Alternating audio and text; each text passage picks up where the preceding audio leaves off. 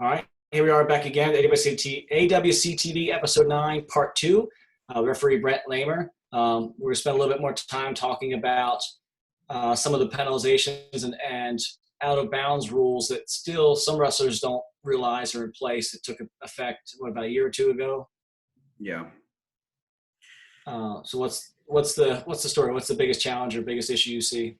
So, of course, up till about 2 years ago, when myself, or any wrestler was in, danger or close to out of bounds, um, especially when they're on their back, get about to be pinned, getting near fall.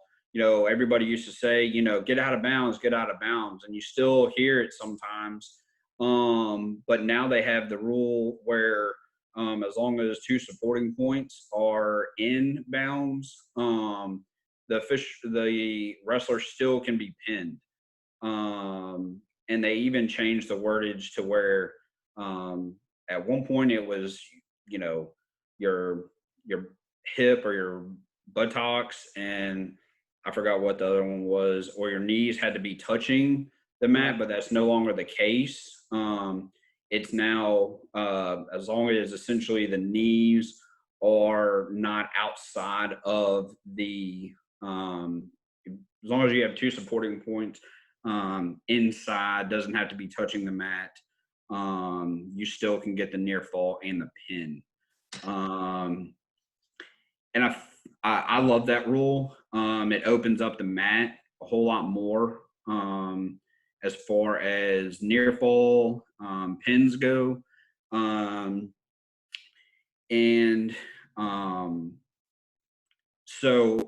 with that, I feel like, you've got to wrestle that much harder to get off your back. You no longer can just slide. It's not easy to slide out, to get that out of bounds call. I feel like at times, this is where a big judgment call is. Myself, I'm looking for the pin. For that, the kid that's worked his butt off on top to turn the kid, to get his near fall. He's trying to earn the pin. If I can see, 2 points, that's great. But it's so hard to hold on one sec, stop right there. Let me make sure I've got, your knees aren't over, and then call the pin. That's, to me, that's such a, I guess, disservice to the kid that's worked his butt off, so I'm looking for that, that pin, mainly for that kid that, has really, put in the work to turn that kid from his stomach or take him down. He's earned it. So I think that's one of the biggest things that a lot of new, especially for new parents, or even parents that have been in and around it for a long time that may not know the rules and how, takedowns can be called. It's still an adjustment for some of those people to know. If you've been out of it a while and you come back into it, yeah, it's an adjustment. Yeah, I couldn't imagine. I'm glad I've kind of transitioned into the new rules. Being in almost 20 years, which is crazy to think about, just how different rules have changed. Same thing with the undergarments, and that I guess real quick, that's another rule change. So because we had was it Coach Baden or Badon, the girl wrestler that wrestled for Arlington. They've got, this year they changed to where, because girls wrestling is becoming more popular. And at first I was kind of weary. I guess being in Memphis, we're kind of the last to do things, really progress. But we, what was it? Bartlett, they had a girl this year who was a state champ.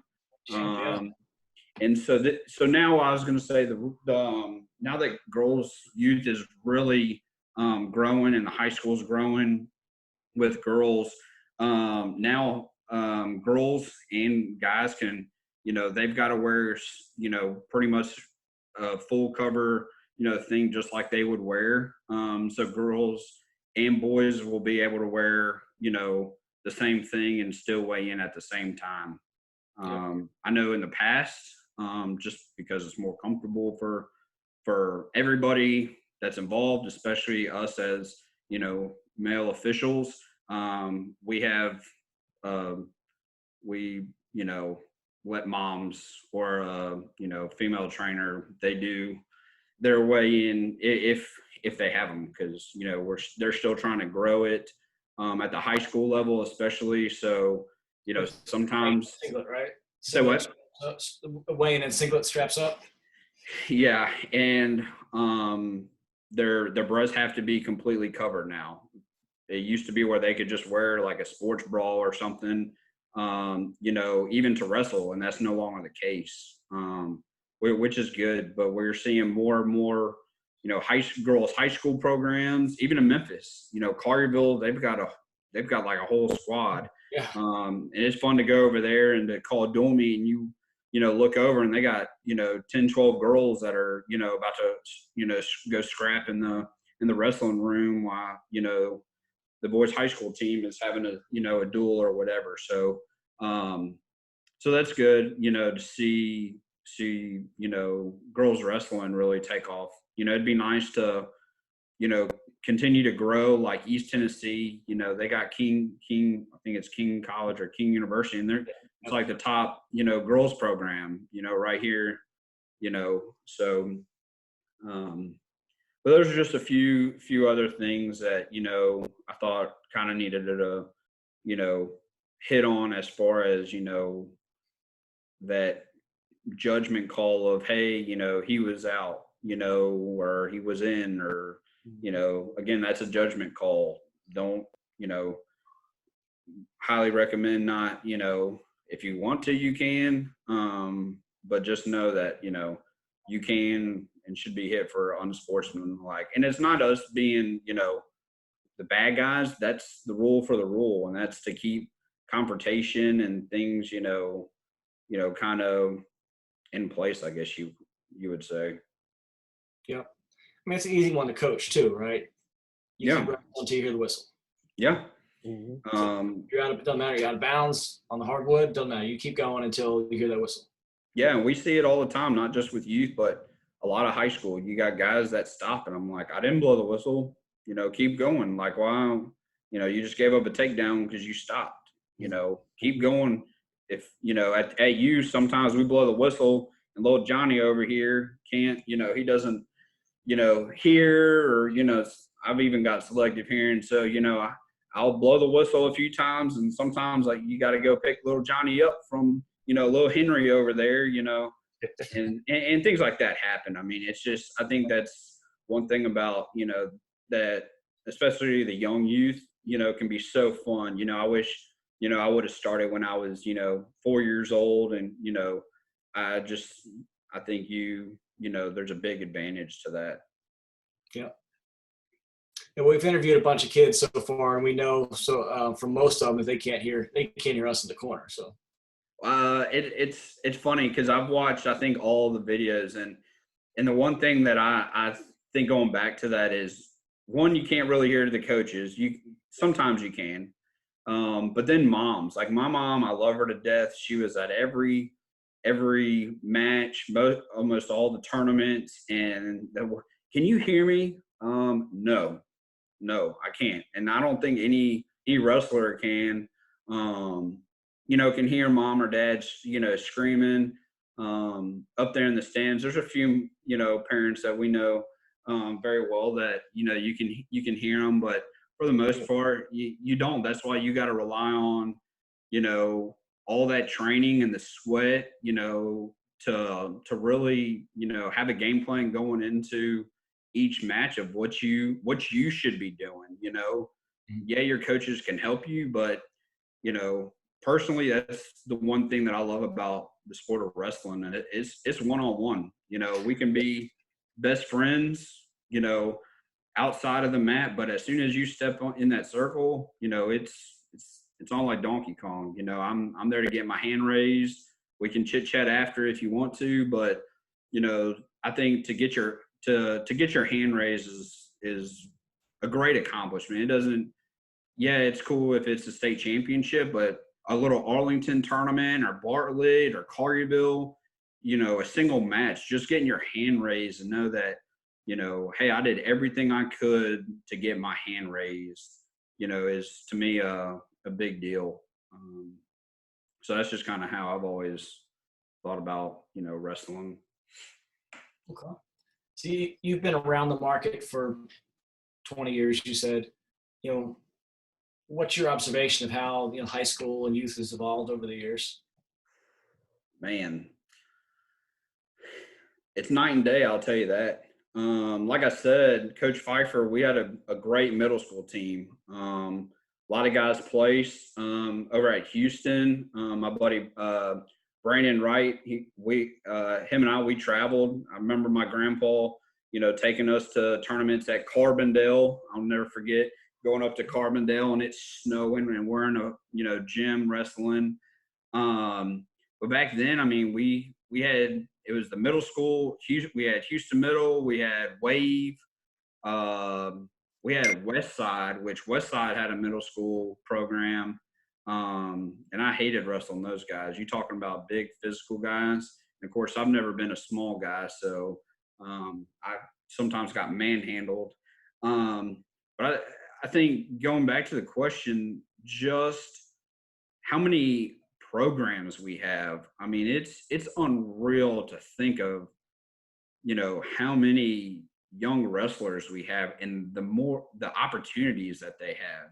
We just had a few club teams back then. And back then you pretty much wrestled from essentially, October to December. Like our city championship was the middle of December before Christmas. So it wasn't very long.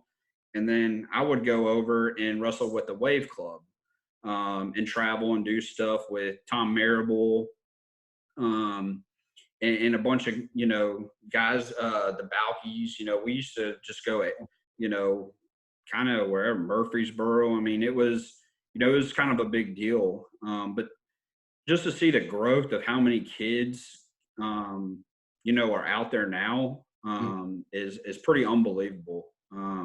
I think the biggest thing that, my biggest thing is being a dual sport athlete. I played soccer and baseball all through when I was a little kid. Loved every bit of it. But wrestling was just, once I started wrestling, I still played baseball and played soccer in high school. But just knowing how much wrestling youth-wise has grown is just, it truly is amazing. Because a couple of years ago, wrestling in Memphis was down a little bit overall. And I feel like it's kind of on the, hopefully, I feel like it's on the up and up. And, that makes our days longer. I still wish, I understand parents don't want to be, in a gym for 12 hours, but I feel like that's kind of a rite of passage that, it's when you get into high school, when your son or daughter get into high school, that's kind of how it is sometimes. So I wish everything was together just so we don't have those big gaps at tournaments. That's just my own personal opinion. And thought, along with, I know a few other officials that kind of feel the same way. So we don't have all that dead time. But I think the biggest thing, I don't know how much of it is on youth, but I know high school football coaches, for whatever reason, blows my mind. They hate the wrestling coaches and wrestlers. Yeah. And I've never understood that, because your athlete, your football player can be 10 times better than what he is if he wrestled. Because you got guys, I hear it all the time. Heard it in high school. Oh, I can't wrestle. I'm going to be in the weight room. I'm like, bro, you are not in the weight room. And so, it just shows. I mean, you can list hundreds of people. There's a huge list online of people that, Hall of Famers, big name people that all wrestled in college. I mean, it's unbelievable. I look Iowa University. They had 5 guys on their starting line for the college off. I think it was offense or defensive line. One of them, 5 of them, all wrestled, and they were all. I mean, it's unreal. So I feel like for the high school, it's getting football coaches, to get on board, But as far as, if I had a young kid, I know a lot of them, the Pennington, family, just being a dual sport athlete goes a long way. I mean, in high school, I was 171 pounds, and my junior year of high school, after wrestling season, went and played soccer, and I was one of the fastest, if not the second fastest, on the varsity soccer team, just because of the cardio. I mean, it's unreal what kind of cardio you really need to have at that next level. And I know Coach Simpson and a few other, coaches are doing, yoga and just different things that I've heard of coaches doing that, make your wrestlers better. And you got to have cardio. There's nothing worse than having a match where one kid's got all the cardio and the other kid's sucking wind and weren't 30 seconds into the first period. Yep. So, I mean, you're speaking right to Coach Tremaine's wheelhouse. We've had a lot of football players come through over the years, and that's a mindset change that takes time. Yep. We had a kid a couple of years ago, Adam, who will be a senior this year. He started in 7th grade. All of a sudden, he comes back to football his 8th grade year, and the coaches are asking his mama what they did. So I got this nice email that she wrote us, like, hey, these are all the compliments we got because his coaches realized how he wrestled last year, and it's a 10-time improvement. So yep. Now we have middle school kids that are kind of gravitating that way in the off season just for the workout. And yeah, finding out there's nothing like wrestling shape.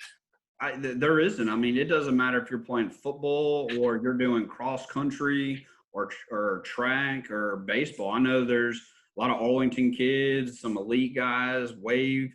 They're all, all these kids are doing different, sports. And I think, that just adds to, being a better wrestler, but, better wrestler is going to be a better baseball, soccer, football player. And I, kind of just, growing it, I think, just continue to have these young guys and girls, get their friends involved. Come out to a practice or two. If you don't like it, that's fine.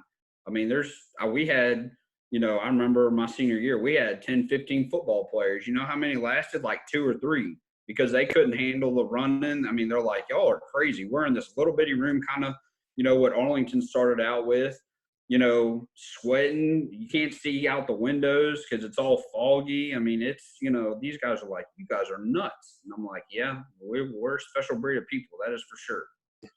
Hey, quick question. So you've been around about coaching, refereeing for about 5 years in the area.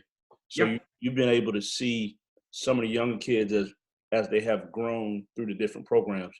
Tell me what that is like watching kids, develop skills, from the referee standpoint.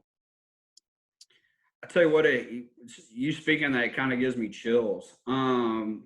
It's funny because I've worked with kids ever since I was in high school. And, I've got kids that I used to coach that are now 22, 23 years old. But watching these kids, start out, at such a young age, and now a lot of them are 7th, 8th grade, or even high school. Some of them seniors. Watching them transition, you never think that one kid who came out years ago may not be the best wrestler when he got there. Man, I've got to put all this work in. And then by the time he's a junior or senior, you're like, man, he's in the state finals. Like, who would have ever thought, little Johnny would have, amounted, not negative, but just, man, they put all that time and effort, not just during wrestling season, but you got to put it in the off season. So I think it's fun to watch. I follow, Tommy Brackett, who majority everybody in Memphis knows. Great guy, great leader, great wrestler, will help any little kid out.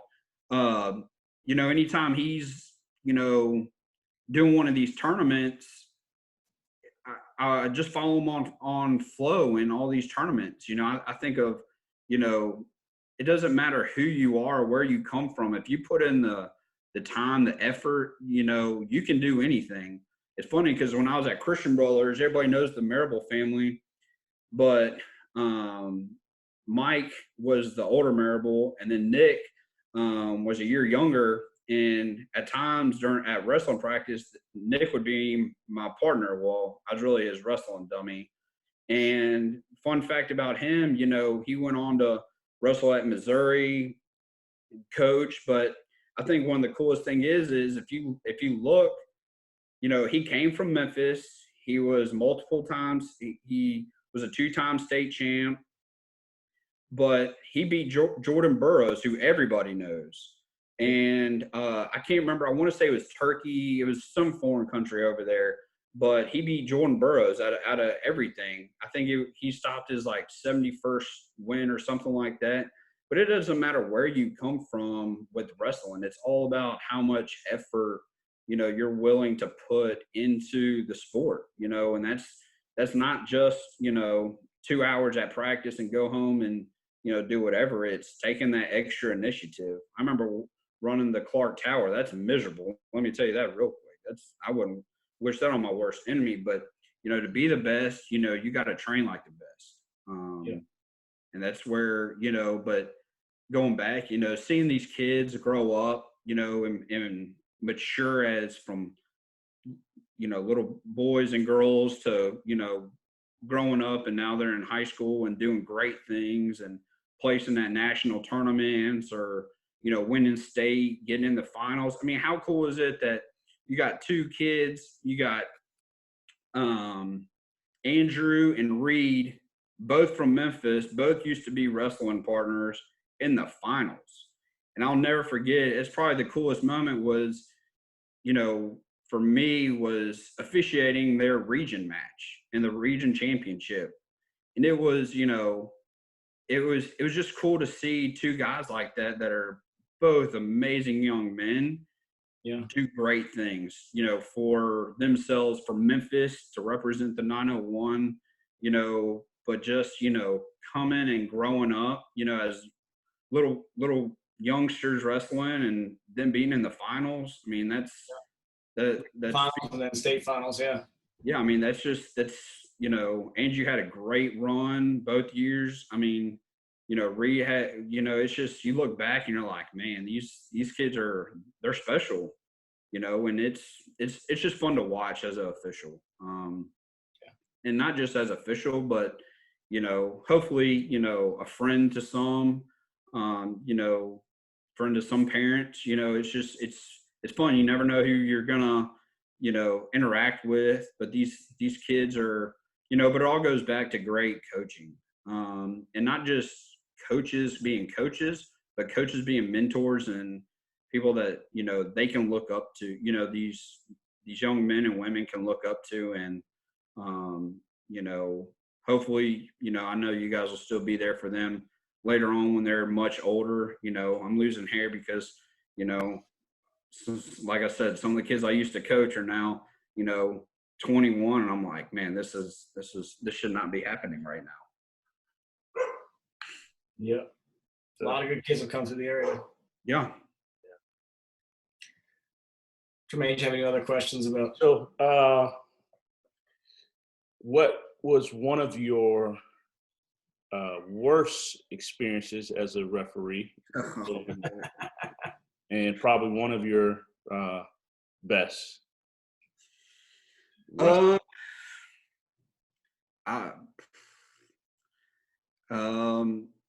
Probably the worst thing. We'll start with the worst. This past year, I had a parent from out of town at a high school tournament. We had regions here for D2, and we had a parent from out of town that came and had some very, very choice words about, in his eye, non-call that I made, which is so funny because his son still won the match, and his coach, what the gentleman said, was the complete opposite of what the coach came and said to me. So it really didn't add up. But yeah, having a dad ask, tell you to meet you in the parking lot, and I'm 31, I try to keep a cool head, but I was like, is this guy serious? Like, he does not want me to go to the parking lot with him. But it does happen. I can't say that that's the first time that's happened, but I think the hardest thing is to have to kick a parent out of a tournament. That's something I don't like to do. I've done probably 2 or 3 times. But I can deal with a lot of words, but I don't know your actions. I don't know what, and that's the hardest thing. That's why, if I toss somebody, it's mainly because I don't know, if you're threatening me, I don't know what your, attempt is, but it shouldn't be a good one because haymakers, no bueno. I think the best, the best thing as an official, it's so hard. I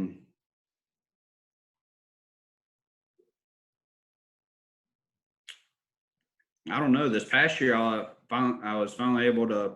I called the Black Horse tournament, so that was a lot of fun. Of course, I've been going to the Black Horse tournament since I really was in 6th grade. So I've seen a lot of great wrestling come through the Black Horse tournament. So this year to I guess move up and to call some of those and some final matches is probably the highlight. But I think overall, just being part of the sport of wrestling, being around the community, there's a lot of great parents out there that I've become really good friends with.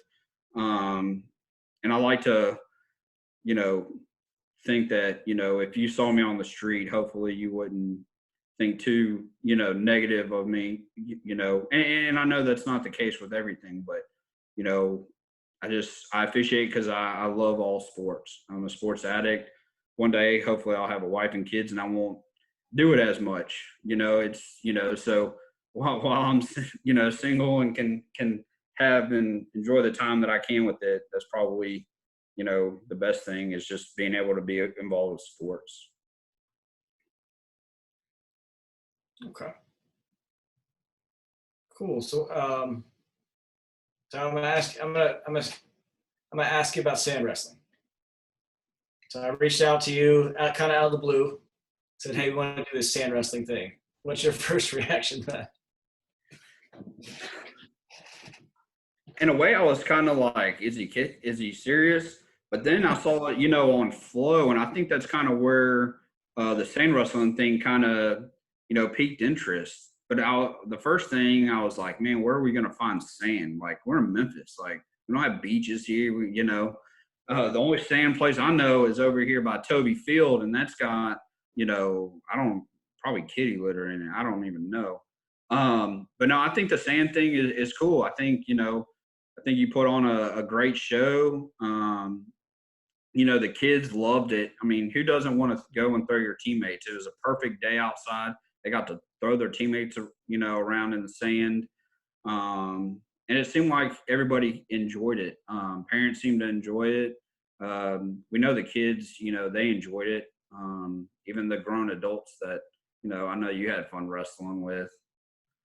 I might retire after that. But I think it's something a little slower. Yeah, I think it's fun. I'm looking forward to, I guess, doing it in hopefully September.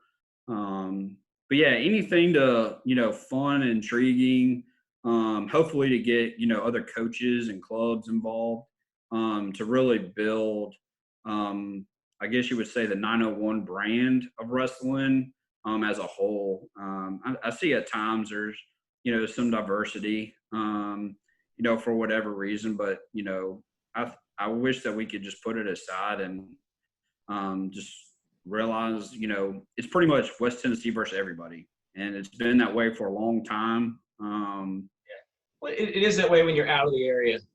Yeah, I mean, That you see a lot locally. It kind of goes away a little bit when we're out of the area. good. I mean, Some people just won't get along though. yeah. Hey, I mean, people are people, right? Yeah. But So I'm excited. The same thing actually exceeded my expectations. I figured we'd get, 10, maybe 20 kids, and we had, 50 kids show up. I think they liked the most was that there was no coaching and there was no medal. It was just wrestling. yeah, So I think at times we kind of forget that hey, forget about the medal, forget about the coaching. It's just you make sure the kids love the sport. And yeah, and I'm getting pretty lucky. It all kind of worked out that way. yeah, and I think that's one thing. I actually am reading a book right now called "One Small Step" by a pastor out in at the LA Dream Center. And part of it yesterday was always celebrate the little things. And I think that was kind of important because, as an official, we see the good and the bad. We see parents that are, cheering all the time for for them winning a match.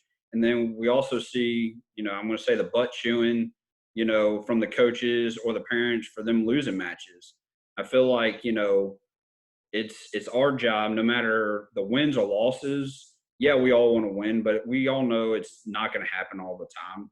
There's going to be guys who beat us, but just always celebrating, you know, whatever it is, something small in these kids' life goes a long way. Because how discouraging it, and we see it where you got little Johnny that comes and he wrestled a whole season and he didn't win a match, but at the end of the season he was there. When there's things that we can build up on, to have him keep being interested in it, and I think that's where, as an official, try to be positive, but also as parents, like whatever, come up with something to be positive about, to get these kids, to want to stay interested, because it's you see it all the time. Little Johnny doesn't want to go out there, and he's crying in the middle of the mat where Brent's officiating because he doesn't want to be out there.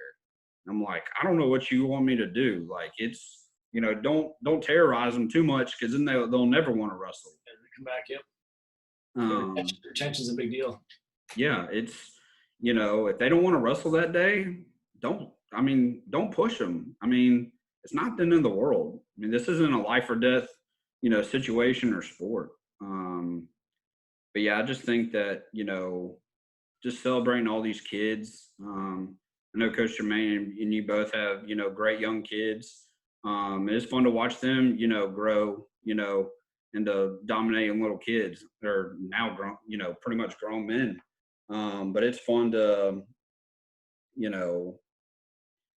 just be part of seeing these kids and grow up, but just realizing that, there's more to life than just this wrestling mat that we enjoy so much. That's for sure. Yep. Tremaine, did you have anything else you wanted to? Nothing else. I know we're getting close to the time mark, but yeah, just really appreciate you taking the time out, your schedule, and talk to us about your perspective from the referee's chair over there. And I know how challenging that can be, especially with screaming dads like myself. I'm usually screaming at the kids, not the ref, but I know it can be a difficult job. So just want to, tell you thank you for, volunteering your time out there with the kids. So it'll go a long way for you. Well, I appreciate it. It's a great thing. I'm glad your boys are in it and have been for several years. And I know there's only better things to come, with both your boys getting older. I saw the little podcast, that they did the other day, and I was like, man, how awesome is this? They could be out playing, video games and stuff, and instead they want to, get online and talk about wrestling, and that speaks a lot of volumes. So I appreciate it. We've created mat rats, as Coach Israel said. I like it. Goal, create some mat rats. They got the hook. I'll never forget one quick thing. When I was watching the video the other day, I remember it was my senior year, and it was my junior year, and I had to sit out all of my junior year up until the state tournament. I couldn't even wrestle in the state regions. because I wrestled at when I was at Christian Brothers, I wrestled in region, so I had to sit out a year. So I'll never forget, it was the night of the NCAA championship game, football game, and St. Benedict was wrestling Arlington. And I wasn't there. I can't remember, for whatever reason. I couldn't wrestle because I had to sit out. But I don't remember why I didn't go. But the next day at practice, I had no clue, but Arlington beat St. Benedict. And I was like, what happened? And apparently, I mean, Arlington just beat the heck out of us, apparently. And I had no idea, but it was, I mean, I know it was a big deal for Arlington, you know, kind of still being, you know, a newer program. And I just think, you know, at that time, I was like, man, I'm having to do an extra hour of running because, you know, St. Benedict lost to Arlington, and I had no clue about it. But it's good to see, you know, Arlington's program, you know, come through, you know, Coach Cordero and, you know, Israel and, you know, now Coach Simpson. It's just, it's growing, but, you know, we need to continue to grow other, you know, cities and clubs, you know, high schools and clubs to have more wrestling. For sure. Definitely. It's good to keep on the uptick. It just takes consistency. That's, Yep. You know, we've been lucky, fortunate enough we have, you know, a bunch of guys that have like mindsets that help keep it going. So it's not always one person, right? It's who you're surrounded by. So It's Matt Rad. a comment. We're about running out of time. Brent, did you have any final words for the wrestling audience? I just can't wait for next season. You know, I hate that a lot of I know I'm ready to get into all sports myself, but I hate, you know, when wrestling season's over with. I enjoy pretty much knowing every Saturday I'm going to be, you know, in a wrestling, you know, gym somewhere, as stinky as it is sometimes and humid sometimes. But I just encourage, you know, all the wrestling parents out there to continue to, you know, try to help grow the sport as much as you can, but also just, you know, be positive with your kid. Even through the losses, you know, there's things during that match that they did a great job. Just stepping onto the mat is a huge accomplishment for some. So I just feel, you know, that's kind of a big thing for parents, just to realize, you know, embrace this time, because you don't want to be one that, you know, comes down and, you know, your son or daughter doesn't want to, you know, have anything to do with you, you know, because you were yelling at them about how they did. You know, just love on them. That's all. Yeah. And continue to grow. So, Brent, we really appreciate it. Looks like Zoom's about up. I hope we see you soon back on the mat. not a problem. If you need anything else, just let me know. Cool. Will do. Thanks, guys. Oh, no problem. Bye.